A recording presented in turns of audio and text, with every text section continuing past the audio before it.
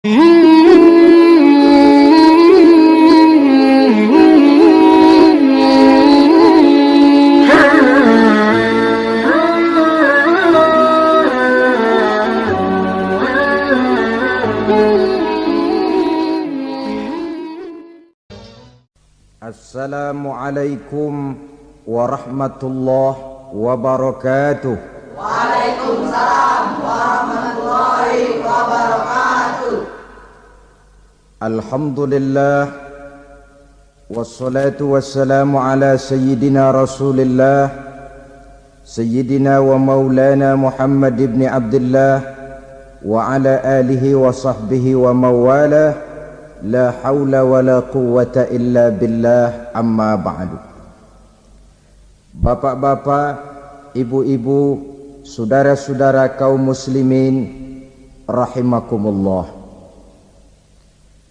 Pada pertemuan yang lalu sudah saya jelaskan bahwa hidup selalu berakhir dengan kematian. Apabila datang kematian menimpa seseorang, datanglah kiamat baginya. Itu yang disebut dengan kiamat kecil. Hakikatnya mati adalah perpindahan dari kehidupan di dunia ini menuju kehidupan di alam barzakh. Menunggu kita di alam barzakh sampai datangnya saat kiamat. Entah 10 tahun, entah 100 tahun, entah 1000 tahun, hanya Allah saja yang maha tahu. Adapun orang-orang beriman yang melakukan amal kebajikan dalam kehidupan di dunia ini, masa penantian yang lama di alam barzakh buat mereka sebentar saja. Tetapi bagi orang-orang kafir yang ingkar, yang tidak beriman kepada Allah, yang hidup di dunia cuma menumpuk-numpuk dosa, tentu penantian di alam barzakh akan merupakan waktu yang sangat lama. Bukankah dalam kehidupan kita waktu itu memang relatif? Contoh misalnya, bagi pemuda-pemudi yang sedang duduk asyik memadu cinta, waktu 4-5 jam saja rasanya cuma 4-5 menit. Tenggelam oleh keasikan. Tapi buat orang yang berbaring di rumah sakit, meratap di balik-balik apa itu tembok derita kata lagu, di balik dinding-dinding penjara, sehari bagai seminggu, seminggu rasa sebulan, sebulan boleh jadi rasa setahun.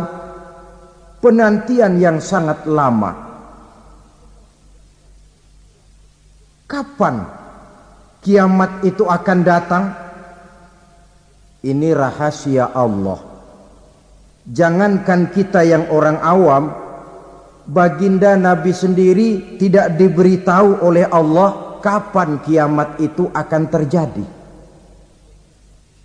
Tetapi sungguh pun demikian, banyak hadis-hadis yang menjelaskan ciri atau tanda-tanda datangnya kiamat. Nah, kalau sudah bicara soal tanda kiamat itu ada 2. Pertama yang disebut alamatus sughra, tanda-tanda kecil. Ini waktunya masih ada tenggang. Ada yang dinamakan alamatul kubra, tanda-tanda besar. Artinya kiamat sudah diambang pintu. Apa tanda-tanda kecil dari datangnya hari kiamat itu? Misalnya kata Nabi, apabila ilmu sudah diangkat oleh Allah, artinya apabila ulama sudah banyak wafat, minat orang belajar agama berkurang, lalu kebodohan nampak merajalela di mana-mana, zina dikerjakan secara terbuka, minuman-minuman keras jadi kebanggaan, itu termasuk di antara tanda-tanda kecil terjadinya hari kiamat. Apalagi misalnya iza waladatil ammatu rabbataha, apabila budak sudah melahirkan tuan. Apa maksudnya? Ada yang mentafsirkan apabila anak sudah bisa membudaki orang tuanya.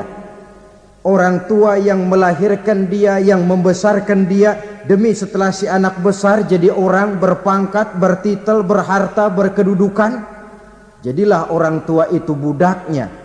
Sehingga sering dibilang kalau orang tua kaya, anak jadi raja. Tapi kalau anak yang kaya, orang tua sering jadi budak. Apalagi munculnya fitnah yang bergelombang, timbul perang antara dua bangsa yang besar, waktu berjalan terasa sangat pendek sekali. Itu merupakan tanda di antara tanda-tanda kiamat. Termasuk di dalamnya sulit membedakan mana laki, mana perempuan. Kan kalau tanda-tanda kayak begini sekarang sudah banyak kita lihat kan? Ulama banyak wafat, penggantinya sulit. Zina dikerjakan berterang-terangan, minuman keras jadi kebanggaan, banyak anak membudaki orang tuanya, sulit membedakan mana laki mana perempuan. Kadang-kadang dari belakang kita lihat perempuan bener, begitu kita colek nengok jenggotan.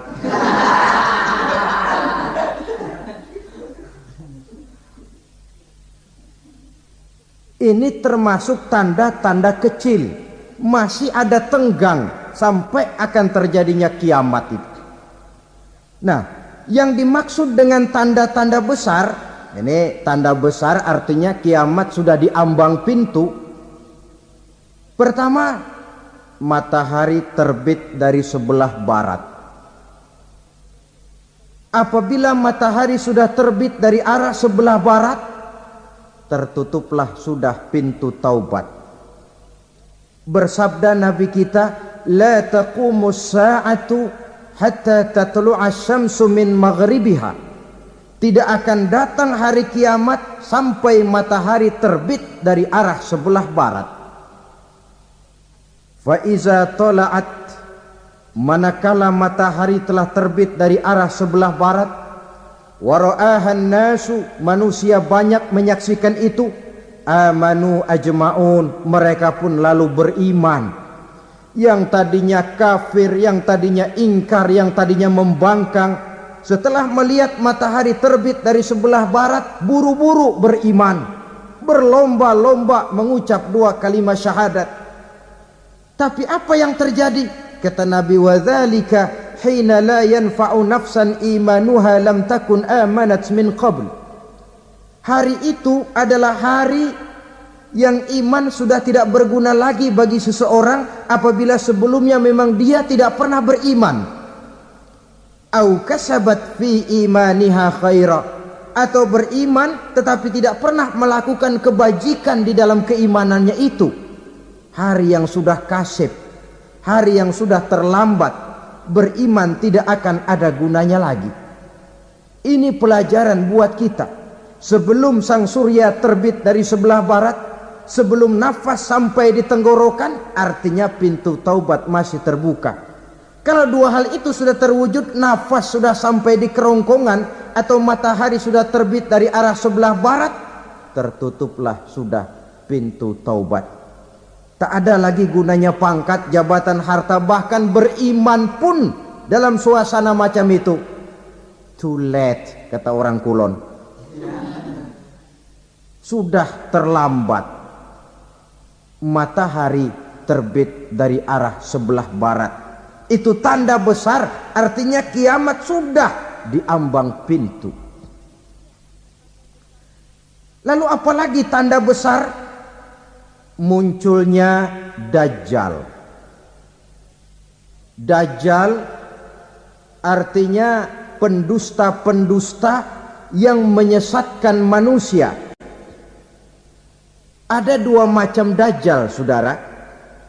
Ada Dajjal kecil, Ini dajjal-dajjal kelas teri. Kalau ini sejak zaman Rasulullah sudah ada itu. Tiap zaman ada. Di zaman Rasulullah misalnya ada yang bernama Aswad al-Unsi dari Yaman. Ada yang namanya Musailamah al-Kazzab dari Yamamah. Ada yang namanya Ibnu Sayyad dari Madinah.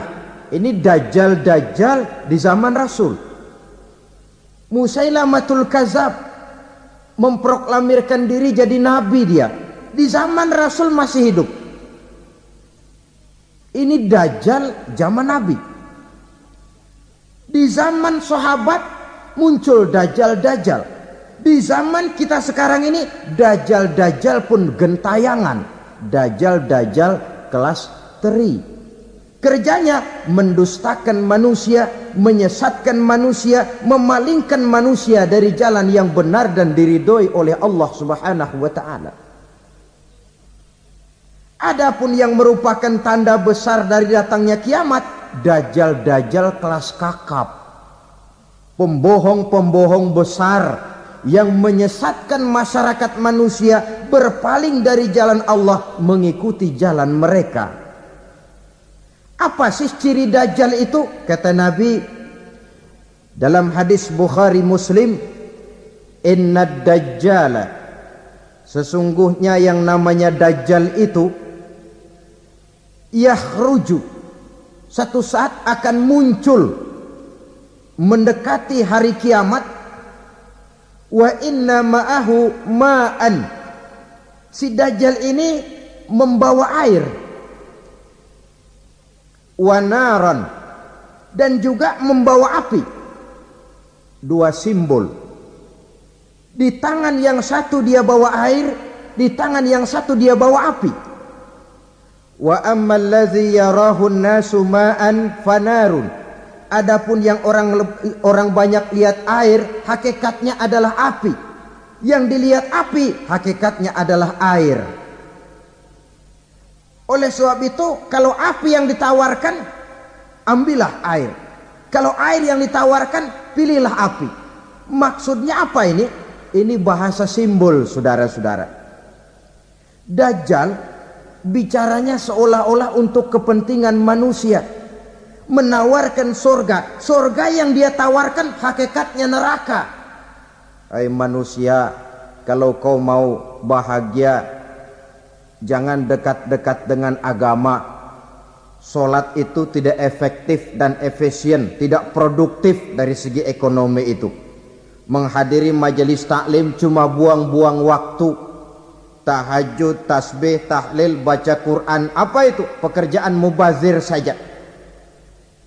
Hidup ini cuma sekali, masa yang cuma sekali, manfaatkan dengan sebaik-baiknya.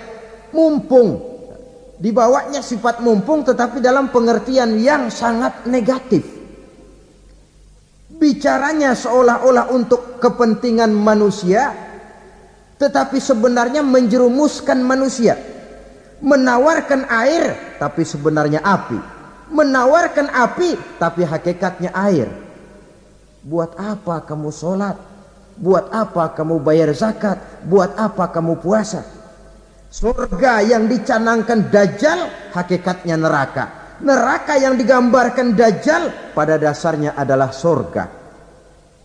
Jadi memutarbalikkan fakta itu kerjaan Dajjal. Yang hak jadi batil, yang batil dibilang hak, yang benar jadi salah, yang salah malah jadi benar. Tuntunan disuruh jadi tontonan, tontonan malah menjadi tuntunan. Itu pekerjaan Dajjal profesinya. Zamannya Nabi Adam, Dajjalnya kan iblis. Betul? Betul. Apa sih rayuan iblis itu? Allah setelah menciptakan Nabi Adam kan bilang, Adam, kau dan istrimu Hawa tinggal di surga ini. Seluruh fasilitas yang ada di surga persilahkan kau nikmati. Satu yang tidak boleh, jangan coba-coba dekati pohon khuldi. Dekat saja jangan, apalagi sampai memetiknya.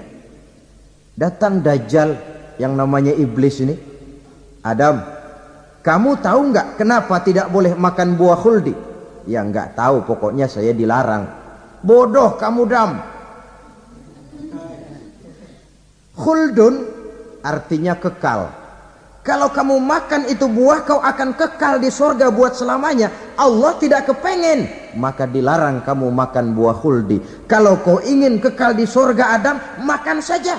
Saya bicara begini ini untuk kepentingan kamu Adam. Ini kan ciri-ciri Dajjal. Bicaranya sih seolah-olah untuk kepentingan Nabi Adam, hakikat sebenarnya menjerumuskan Nabi Adam supaya ingkar dan melanggar larangan dari Allah Subhanahu wa ta'ala. Jadi setelah muncul Dajjal, timbul kekacauan-kekacauan di masyarakat. Banyak yang terpengaruh, terpedaya dan terpesona. Termasuk mereka yang memproklamirkan diri jadi nabi.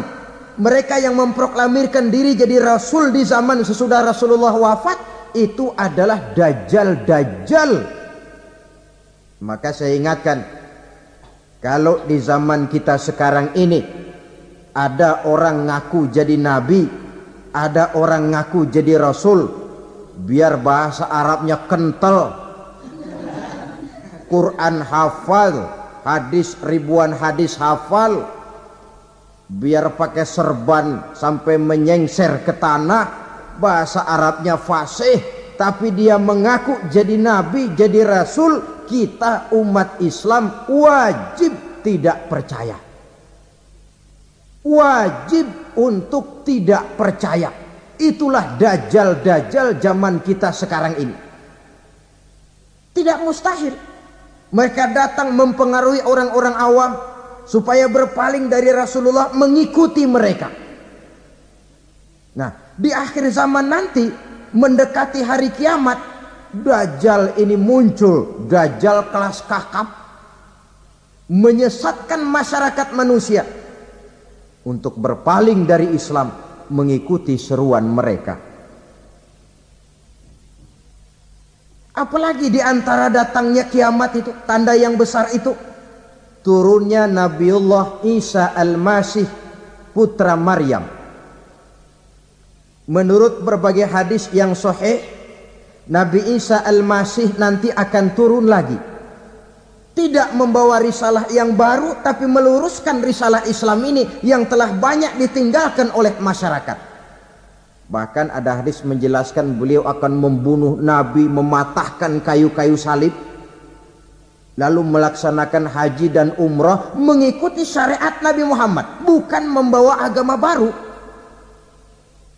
Menjadi semacam mujaddid, reformer, menyelamatkan manusia dari bisikan Dajjal. Bahkan ada riwayat yang menjelaskan bahwa Nabi Isa berhasil mengalahkan Dajjal, mengembalikan masyarakat manusia kembali kepada ajaran Islam yang datang dari Allah, dibawa oleh Rasulullah sallallahu alaihi wasallam. Dengan kata lain, turunnya Nabi Isa bukan sebagai nabi dan rasul baru, tetapi mengikuti syariat Nabi kita Muhammad sallallahu alaihi wasallam. Saudara hadirin, ibu-ibu hadirat yang saya hormati, kemudian apalagi di antara tanda-tanda besar akan datangnya kiamat itu? Keluarnya asap atau awan. Kata Nabi, inna min asyrati sa'ah dukhanan yamla'u ma bainal masyriqi wal maghrib. Di antara tanda-tanda kiamat, munculnya awan atau asap yang memenuhi antara langit dan bumi. Ini pun diperkuat dalam surah Ad-Dukhan ayat 10. Fartaqib yauma ta'ti as-sama' bidukhanin mubin fayughshan nas hadza azabun alim. Bagi orang-orang yang beriman, mereka biasa-biasa saja. Tapi bagi orang kufur, datangnya asap dan awan ini merupakan azab yang kelewat pedih.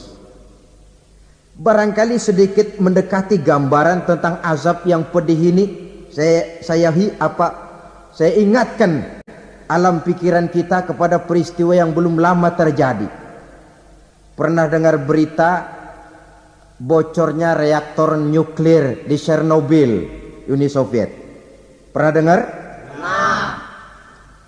bocornya reaktor nuklir di Chernobyl yang mengakibatkan ratusan bahkan sangat mungkin ribuan nyawa. Cuma satu reaktor. Bagaimana kalau seluruh cadangan nuklir yang dimiliki oleh para negara adikuasa ini diledakkan? Bahkan yang konon menurut catatan, cadangan nuklir yang dimiliki bersama oleh Amerika dan Rusia sekarang ini sudah sanggup memusnahkan 6 miliar manusia. 1,5 kali lebih banyak dari jumlah manusia yang nongkrong di permukaan bumi ini. Saudara-saudara hadirin yang saya hormati,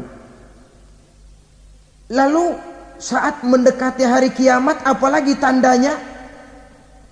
Setelah Nabi Isa wafat, pada saat turunnya yang kedua kali,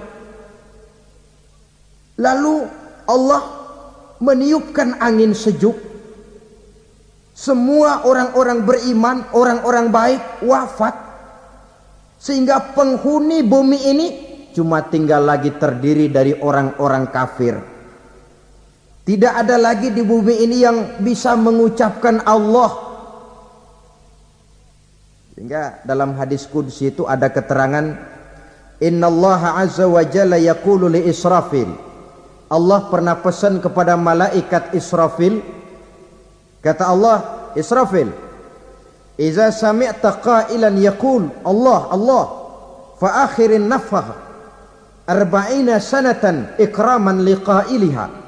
Hai Israfil, apabila kau dengar di permukaan bumi masih banyak orang yang mengucapkan Allah Allah, maka tunda sangkakala kiamat itu 40 tahun. Untuk apa? Ikraman liqailiha, menghormati orang yang mengucapkan Allah Allah itu. Wah, jadi karena sekarang masih banyak yang mengucapkan Allah, besar hatilah kita, masih jauh kiamat itu. Tapi jangan lupa, kiamat pribadi, kiamat kecil itu yang gak kita sangka-sangka. Ajal datang mencabut nyawa, itu kiamat pribadi. Dan itu yang pasti kita hadapi. Dan itu yang membuat kita tidak boleh bersikap main-main di dalam kehidupan sekarang ini. Saudara hadirin yang saya hormati, tidak ada lagi orang-orang muslim. Seluruh penduduk dunia ini kafir. Lalu terciptalah struktur sosial yang berlandaskan prinsip hidup semau gue. Bakal terjadilah prinsip di mana yang kaya menyantap yang miskin, yang kuat menindas yang lemah. Hidup sudah bagaikan di rimba belantara. Berlaku hukum rimba, siapa yang kuat dia yang menang, siapa yang lemah menjadi mangsa. Timbul kekacauan, maksiat merajalela, munkarat menjadi-jadi, sehingga isi bumi ini penuh dengan segala macam perbuatan dosa. Tidak ada perlunya lagi alam diperpanjang temponya. Datang saat yang sudah dijanjikan oleh Allah Azza wa Jalla, maka terjadilah yang disebut kiamat kubra, kiamat besar, kiamat hancur-hancuran. Bagaimana kejadian ini dimulai? Dalam surah Az-Zumar ayat 68, Allah Subhanahu wa taala berfirman, wa nufikha fis suri fasa'iqa man fis samawati wa man fil ardi illa man sya'allahu. Maka manakala ditiuplah sangkakala, terkejutlah seluruh yang ada di langit dan seluruh yang ada di bumi. Bila saat kiamat datang, Allah perintah malaikat Israfil, Israfil, tiup sangkakalamu. Ditiuplah sangkakala oleh malaikat Israfil. Yang akibat daripada tiupan itu, seluruh yang ada di langit, seluruh yang ada di permukaan bumi terkejut. Yang ada di langit siapa? Malaikat kan. Bayangin aja kalau malaikat kaget, apalagi kita. Terkejut seluruh makhluk yang ada di bumi, yang ada di langit mendengar suara sangkakala itu. Bunyinya tidak sanggup kita bayangkan dahsyatnya. Ledakan nuklir, ledakan neutron, belum apa-apa ketimbang bunyi sangkakala malaikat Israfil ini. Nah, lalu mendengar bunyi sangkakala ini, gemparlah makhluk, kacaulah alam. Bumi gempa, planet-planet bertabrakan, gunung meletus, air laut tumpah ke darat, angin topan bertiup, halilintar menyambar. Lalu semua yang bernama hidup mati total. Mati bareng tanpa persiapan. La haula wa la quwata illa billah. Saya kadang-kadang dalam tafakur bermohon, ya Allah, mudah-mudahan saya enggak nemuin kiamat beneran.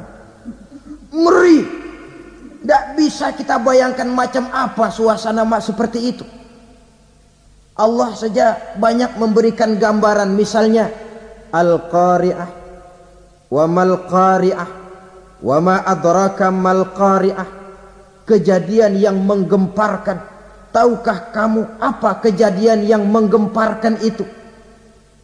Yauma yakunun nasu kal farasil mabsus wa takunul jibalu kal ihnil manfus. Pada saat itu manusia berterbangan bagai kupu-kupu.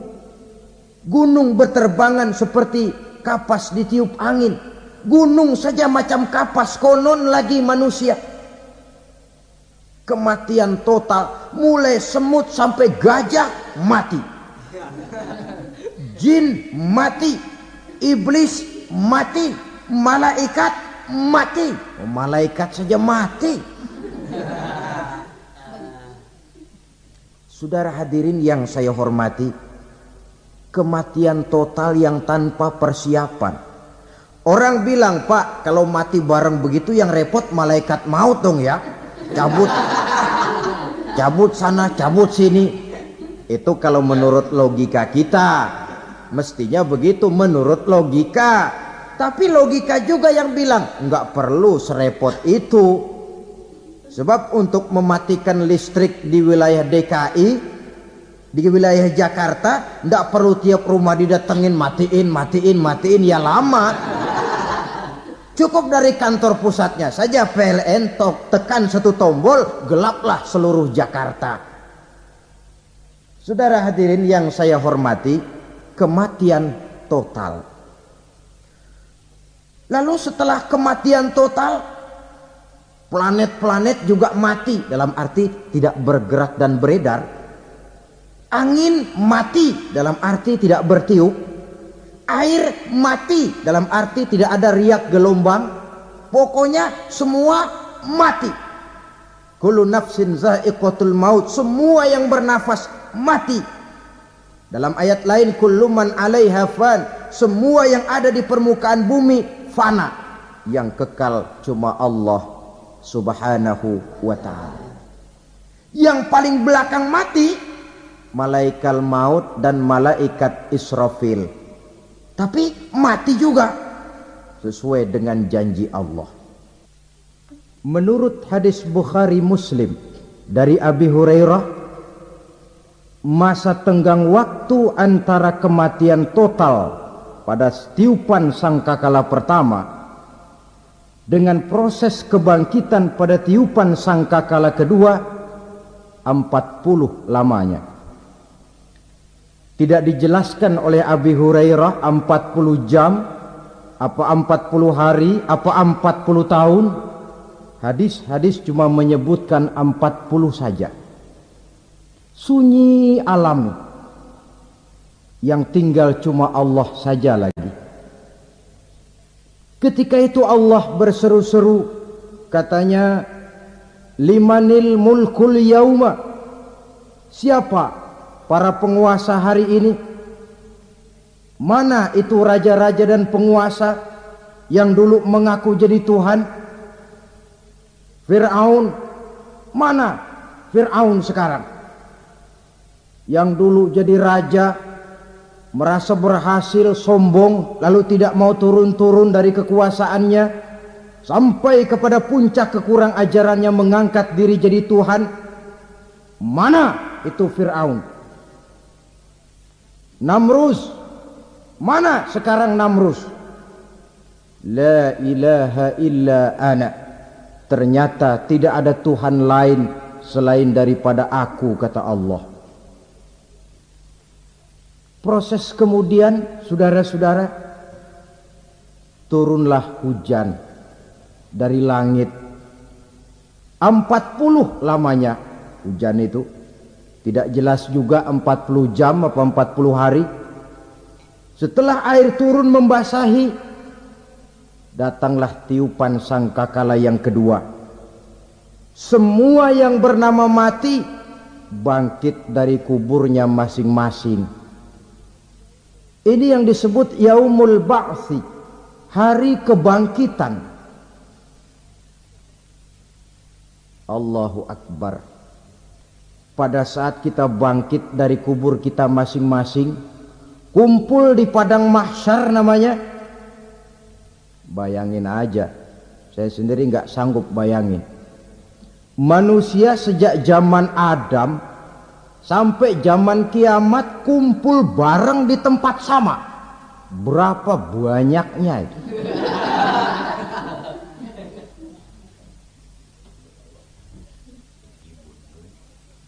Dan yang luar biasa menurut satu riwayat, pada saat bangkit itu, Masya Allah, roman muka kita berubah, disesuaikan dengan amalan kita waktu di dunia ini. Barang siapa yang waktu di dunia amalannya itu amalan tikus, di akhirat nanti dia bangkit dari kubur, mukanya seperti muka tikus. Gagah betul badannya, tapi mukanya seperti tikus. Kenapa? Amalannya waktu di dunia seperti amalan tikus. Apa amalan tikus itu? Suka ngegeragoti barang yang sudah disimpan rapi-rapi. Orang sudah simpan uang rapi-rapi, simpan perhiasan rapi-rapi, digeragoti oleh tikus. Maling-maling, pencoleng-pencoleng, koruptor-koruptor, itu nanti di akhirat nanti kita lihat mukanya seperti muka tikus. Oh, ini waktu di dunia suka nyolong, mukanya seperti muka tikus. Barang siapa yang waktu di dunia ini amalannya itu amalan macan, dia akan bangkit nanti mukanya seperti muka macan. Apa amalan macan? Macan itu amalannya menang-menangan. Orang yang mau menang saja nggak mau mengalah. Coba lihat di hutan. Kenal hutan nggak? Di hutan, raja hutan di mana-mana pasti macan. Betul kan? Betul. Padahal hutan belum pernah bikin pemilihan umum. Tapi macan tidak peduli ada pemilihan umum apa tidak, pokok saya raja. Sebab apa? Macan jadi raja itu bukan karena benar, tapi karena kuat jadi raja. Setelah dia jadi raja, rakyat hutan yang mesti dilindungi malah dimakan oleh raja macan. Kambing rakyat hutan dimakan oleh macan. Ayam rakyat hutan dimakan oleh macan. Itu nanti kita lihat di akhirat itu mukanya seperti muka macan, gagah betul. Lalu barang siapa yang di dunia ini amalannya itu seperti amalan anjing, nanti dia punya muka seperti muka anjing. Apa amalan anjing? Pertama, anjing itu kalau disuruh jaga rumah, dia tidak bisa membedakan mana maling, mana tamu. Biar yang datang maling, kalau bawa tulang, anjing kalem. Yang kedua, anjing itu akan setia kepada siapa saja yang memberinya roti. Siapa yang memberinya roti, itulah majikannya. Apa kata majikannya, pasti dia laksanakan. Soal benar atau salah, dia tidak peduli. Setelah anjing dapat roti, dia tidak punya pilihan lain kecuali bilang, abdi mah kumaha juragan wae ayeuna mah.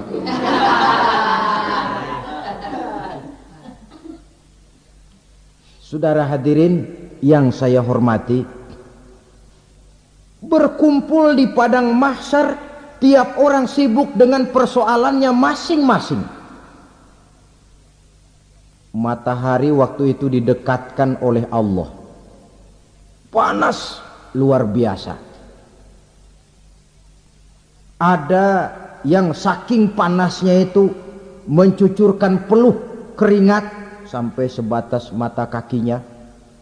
Ada yang keringatnya sampai sedengkulnya, ada yang keringatnya sampai sepusatnya, ada yang keringatnya mengalir sampai sebahunya, ada yang kelelap oleh keringatnya sendiri, sementara orang di sampingnya nggak apa-apa. Bergantung lagi amalan dia waktu di dunia ini. Saudara-saudara, sebagian orang dalam kepanikan padang mahsyar berombong-rombong datang mereka menghadap Nabi Adam. Ya Adam, anta abal bashar. Hai Adam, Tuhan adalah bapak moyang manusia. Kami sebentar lagi akan disidang, dimintakan pertanggungan jawab. Tolonglah kami, hai Adam. Kata Nabi Adam, jangankan nolongin sampean, saya sendiri tanggung jawab di hadapan Allah ketika dulu tidak boleh makan khuldi, saya serobot. Sudahlah, urus diri masing-masing saja, nafsi, nafsi. Begitu kata Nabi Nuh, begitu kata Nabi Ibrahim. Tiap orang bertanggung jawab sendiri-sendiri. Ketika itulah saudara-saudara, nikmatnya menjadi umat Nabi besar Muhammad sallallahu alaihi wasallam. Sebab apa? Walaupun menurut abjad kita ini umat paling belakang, kan paling belakang kita ini toh, karena Nabi Muhammad adalah Nabi akhir, tapi akan dihisap lebih dulu, lewat di atas sirat lebih dulu, masuk surga lebih dahulu ketimbang umat-umat belakangan.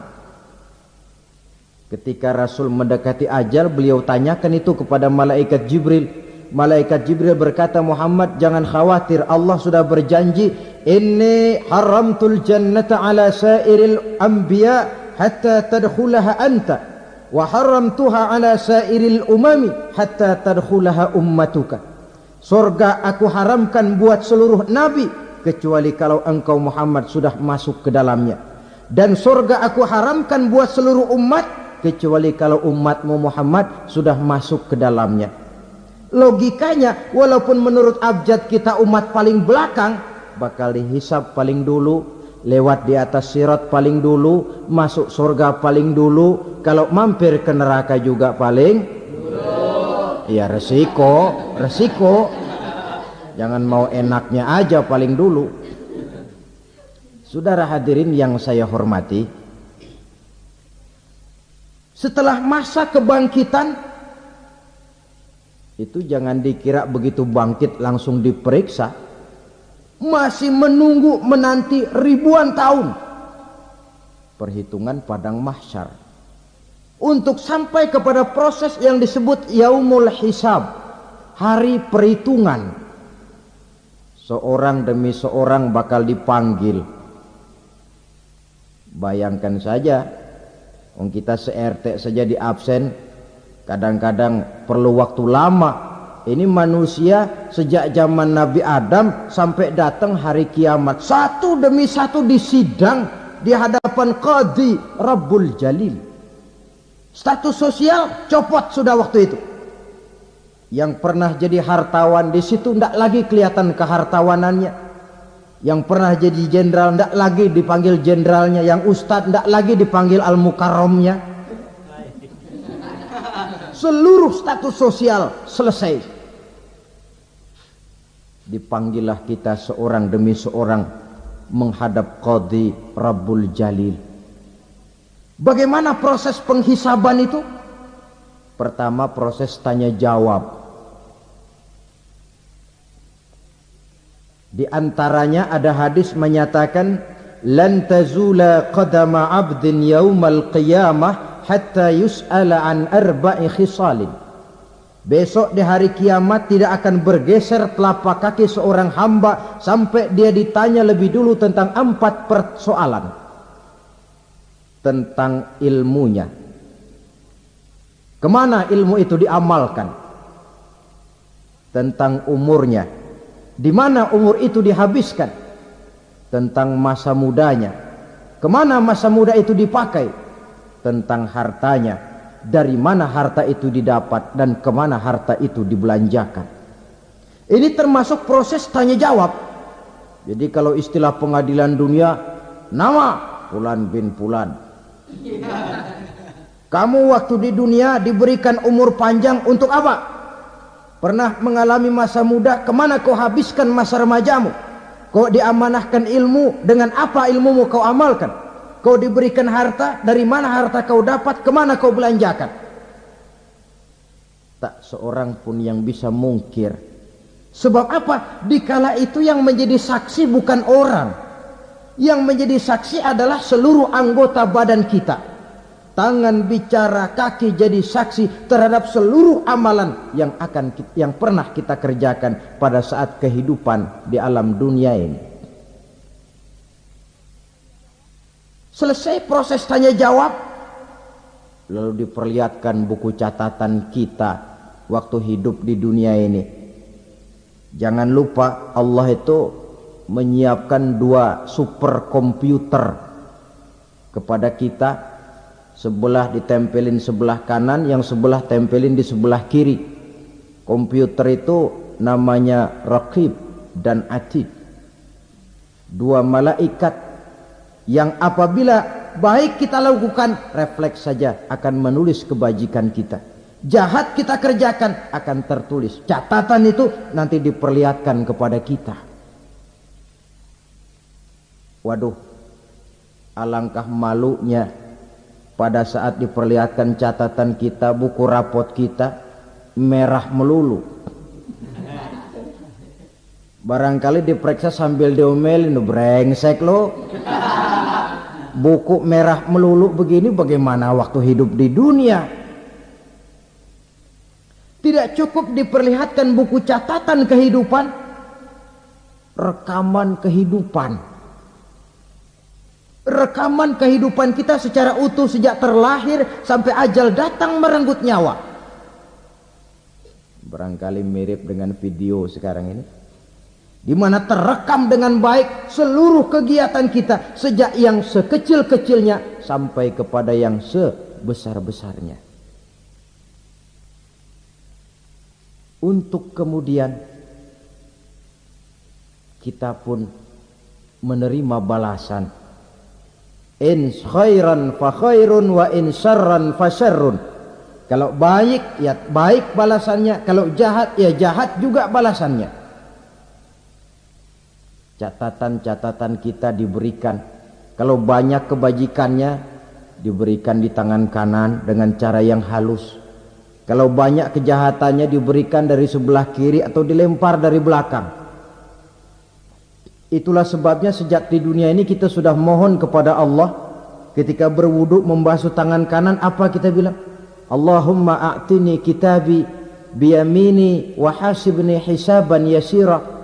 Ya Allah, berikan saya kitab di tangan kanan, dan kalau saya memang perlu dihisap, hisaplah saya yang seringan-ringannya.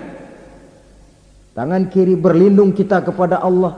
Jangan sampai diberikan kitab di tangan kiri atau dari arah sebelah belakang. Wa a'udzubika an tu'tiya kitabi bishimali aw min wara'i zuhri, dari arah sebelah belakang. Na'udzubillah min dzalik.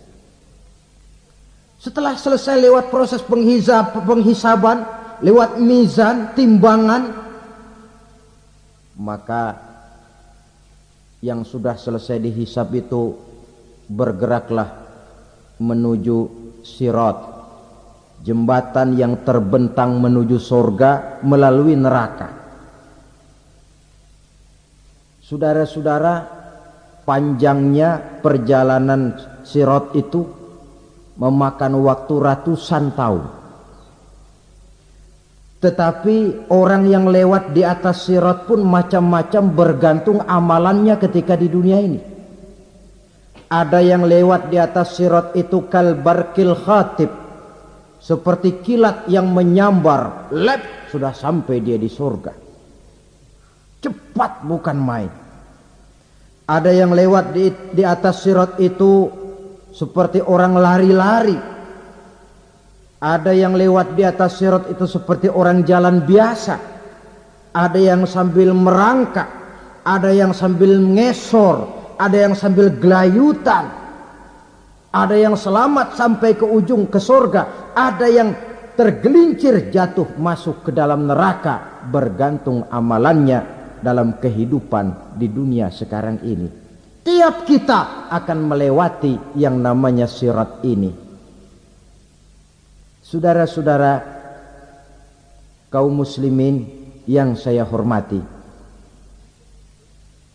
dengan demikian mereka yang selamat melalui sirat sampai ke terminal akhir surga, mereka yang ketika dihisab ternyata banyak kejahatannya daripada kebaikannya, mereka singgah di dalam neraka.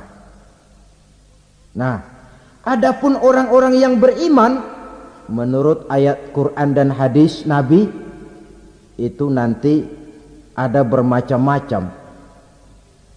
Ada orang beriman itu yang dimasukkan surga.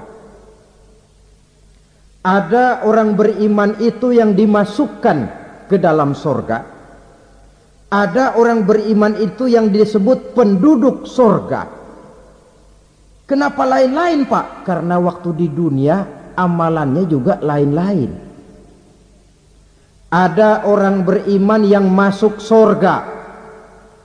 Ini paling murah tiketnya. Mau masuk surga? Kata Nabi begini, ma min abdin qala la ilaha illallah thumma mata ala dhalik illa dakhalal jannah. Kalau seorang hamba sudah mengucap dua kalimat syahadat, dia yakin dengan kebenaran kalimat itu sampai matinya, orang itu akan masuk surga. Abi Dzar yang waktu itu diajak bicara heran, ya Rasul kok gampang betul? Iya. Walaupun orang itu mencuri, iya.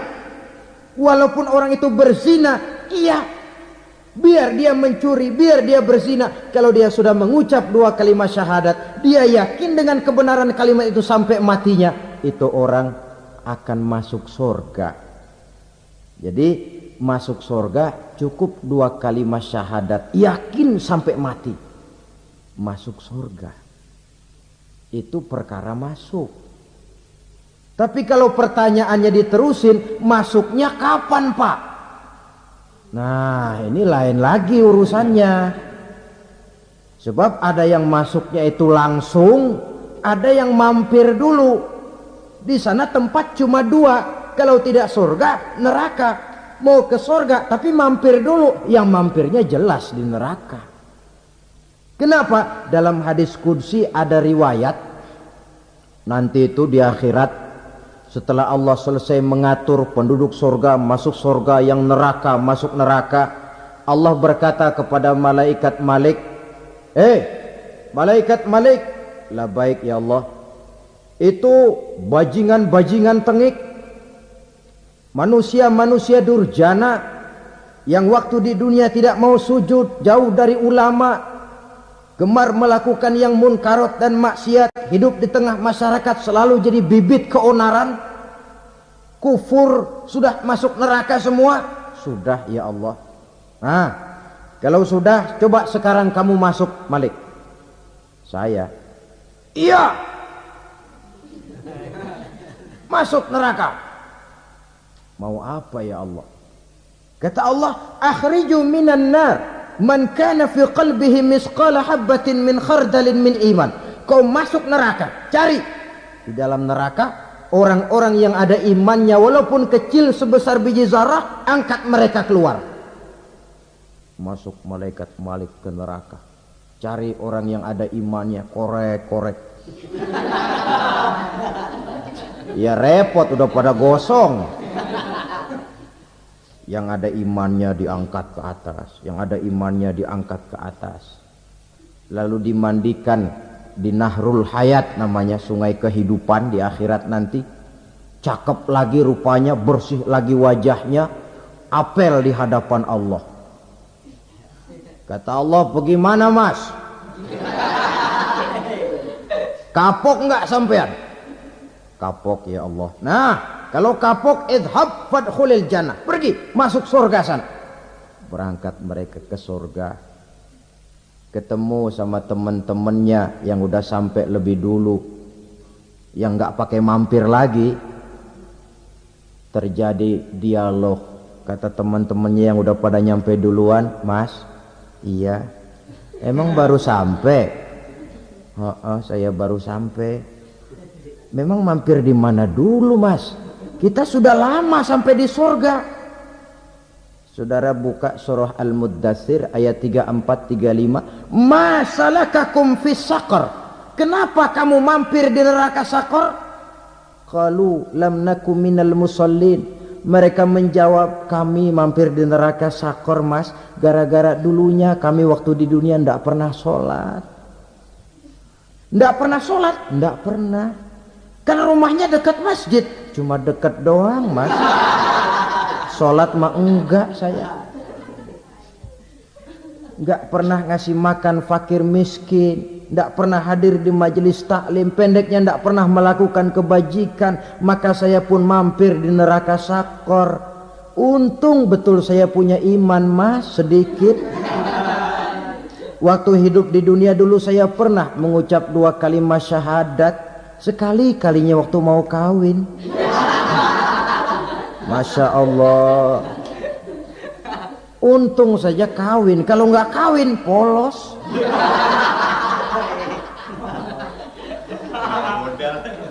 Itu juga pengulu sudah setengah mati ngajarin. Asyhadu alla, asyaduaan, asyaduaan.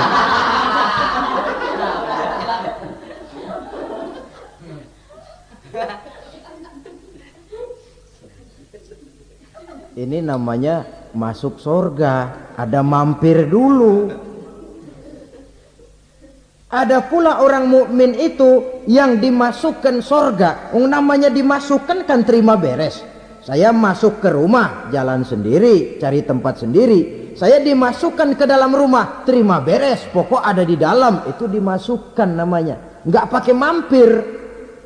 Tapi tentu tiketnya lebih mahal ketimbang yang pertama tadi. Apa kata Allah? Innal ladzina amanu wa amilus salihat la ukaffiranna anhum sayyi'atihim wa la udkhilannahum jannah. Sesungguhnya orang-orang yang beriman kemudian beramal soleh, kami hapuskan segala dosa dan kesalahannya, kami masukkan mereka ke dalam surga. Lihat ayatnya. Allah yang memasukkan, kita yang dimasukkan. Tidak pakai transit, tidak usah mampir. Cuma tidak cukup syahadat, tidak cukup amanu, tapi diiringi dengan wa amilus salih.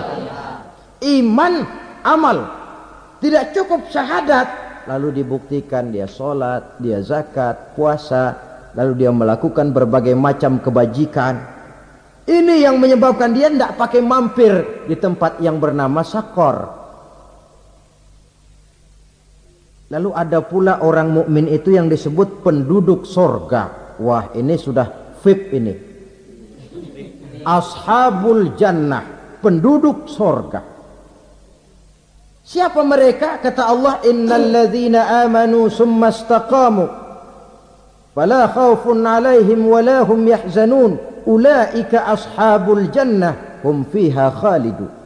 Sesungguhnya orang-orang yang beriman lalu istiqamah, tetap dalam melaksanakan perintah Allah, tidak goyah, tidak labil tapi stabil, istiqamah, mereka tidak takut dan tidak bersedih hati. Merekalah penduduk surga. Iman, istiqamah. Tidak punya duit, sembayang. Banyak duit, sembayang. Miskin, sembayang. Kaya, tetap sembahyang. Istiqomah. Kadang orang kalau susah rajin ke masjid, banyak duitnya ngelihat masjid melengos. Itu yang dibilang waktu miskin hamba Allah, setelah kaya jadi hamba harta. Bergeser, tidak ada nilai istiqomahnya. Saudara-saudara, dengan begitu penduduk neraka itu dua. Ada penduduk permanen, ada penduduk yang semi permanen. Yang semi permanen orang-orang beriman yang mempunyai dosa besar. Mereka masuk ke neraka untuk menerima azab sesuai dengan dosanya.